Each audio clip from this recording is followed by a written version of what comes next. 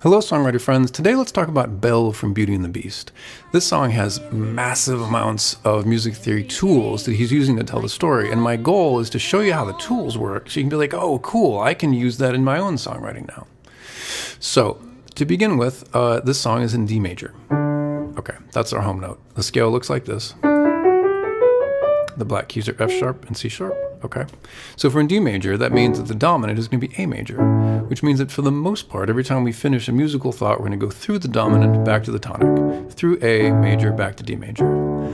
So why is that, by the way? Everybody kind of tells you that, and it kind of sounds right, but so let's say we were going to zoom out and try to design ourselves a chord that felt most like we were almost home and not quite home, like the last step before we get home. Well, let's take the D major chord then, and let's see what it feels like to be almost home. If we go up the scale, do, re, mi, fa, sol, la, ti, do. That one's almost there. Ti, do. That's a good note. Let's use that one. And then let's come down the scale. Do, ti, la, sol, fa, mi, re, do, re, do. That's another good one, right? Those notes are like almost there, so let's use those. Let's use a note a fifth above, because that sounds really good to the ear for a bunch of really cool music physics reasons.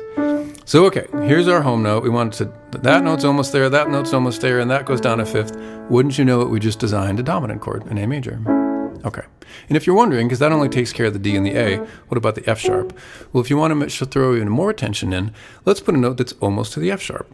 Well, these are our choices. We're already using this one, so let's use the one above. Also, it's a half step, which is a little more tension. So, okay, we got our D, we want a note above and below, we want the A that'll go down a fifth, and we want the note just above the F sharp. Wouldn't you know it, we just designed an A dominant 7 chord. Okay, so that's why, that's all that almost there-ness is why we like the dominant. And what Mr. Menken's going to do in the beginning of this is he's going to start us in the dominant, the sense of floating above almost home before we finally get home. But we're going to take a journey to get there, and it's kind of like the opening video. The camera is zoomed out, you can see the countryside, you can see the cows, and the birds are waking up, the sun's just rising. You want the sense of floating, gently floating down, just like the camera is, before we finally actually meet our hero, Belle. Alright, so the way we're going to do that is by starting the dominant and doing some floaty things and very slowly getting down to the tonic. Now, note, by the way, that we don't actually get a D major chord in this until after she's begun singing, "Little town, it's a quiet village." Okay, that's the first D major we get. So I just want to get you the sense that that's the first time we get there. Everything else is floating on our way there. So the way we're going to do this is by not just starting at A and going to D. We're going to do some things he likes to do that create suspense before we get to the chord we're going to. And the way he does that is he takes your root, in this case A major, and he plays the chord right next to it. Okay, chord above, chord below, back to A. Now, this specific example of playing the 4/5 is a very classic music theater and Broadway thing that you'll hear all the time, and it creates this sort of beautiful sound, 4/5 to the 1 to the 5, okay? Now, part of the reason it sounds so pretty is because if you take a G and you make a 9 chord out of it, that A sounds really beautiful, and if you do an inversion and put the A in the bass here, now you get that 9 sound. It's a really pretty chord all by itself. And it also sets you up for sort of suspension before you get to 5. Okay, so the take home is take whatever chord you're in and try playing the chord next to it in your right hand and see what that does for opening, giving yourself space on your way toward the chord you're going to. Okay, now he's also going to do that around D. D major, he's going to play the E minor above. Okay, and again, that creates a sort of floatiness, kind of like we're still in D, but we're just some tension before we get there, floating on our way to get there. Just like an A, like, we kind of sounds like we're in A, but we're almost there. Now, one thing to notice about this chord is if you were to take an A and do a sus2, sus4, which is another favorite to create suspense before we get there, what you're basically doing is taking these two notes of the G and the B.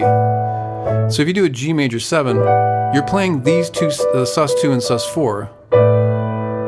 Okay, it's all kind of the same thing, using the 2 and the 4, whether you're coming from below or above.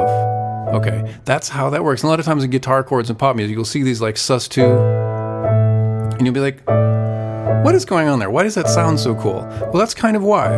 Because you're doing the chord below and above, as a kind of a suspension of not quite there-ness to the chord you're going to. Okay, I promise this all has a point. So we did that around A, and D, we're going to do this one. Now, what about the chord below D, by the way? Just to nerd on this for a second. Well, you can totally do that, but it's a diminished chord. It's a little crunchy.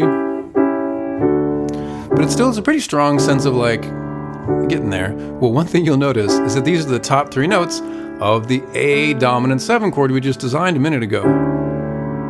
So it kind of makes sense that it feels like you're almost home. Okay, cool.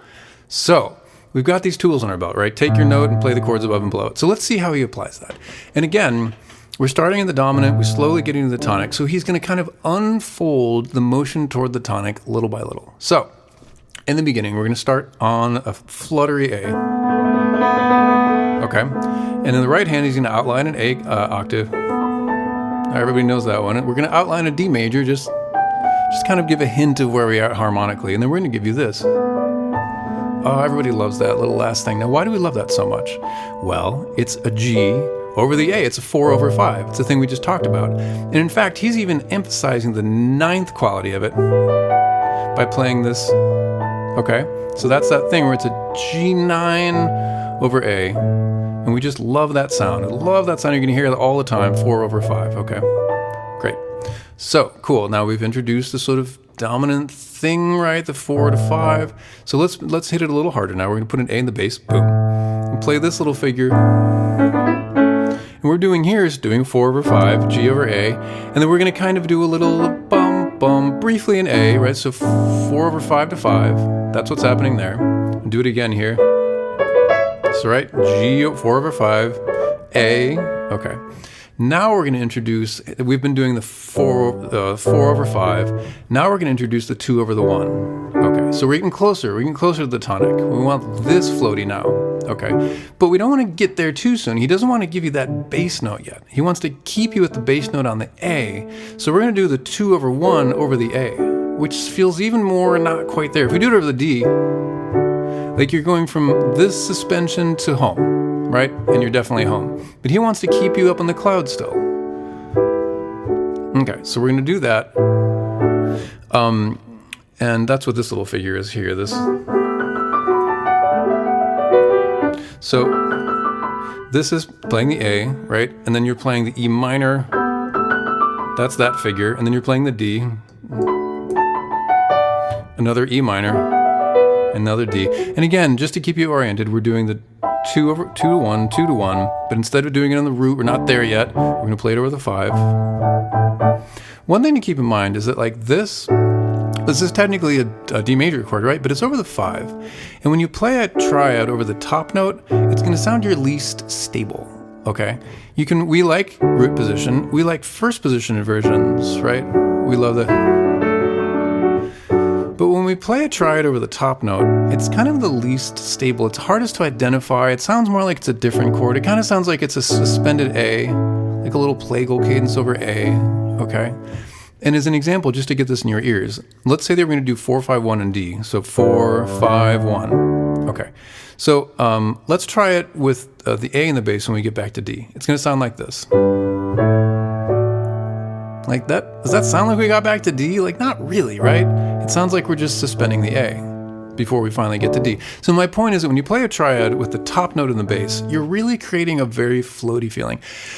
And that's what he's after here, is to give you like this 2 to 1 over D, but like he wants you to feel still like we're in A, which is what this D over A kind of sounds like. Okay, so we've got this whole figure, the very descending again, we're falling from the sky, or the camera's coming in closer, we're trying to get closer to home. And then he finally gives you at the very end of that, little town. We're still not home. He still keeps you floating. He's using these chords next to the chords to create floating before we actually get where we're going. See, all we did in the song so far is go from here to here.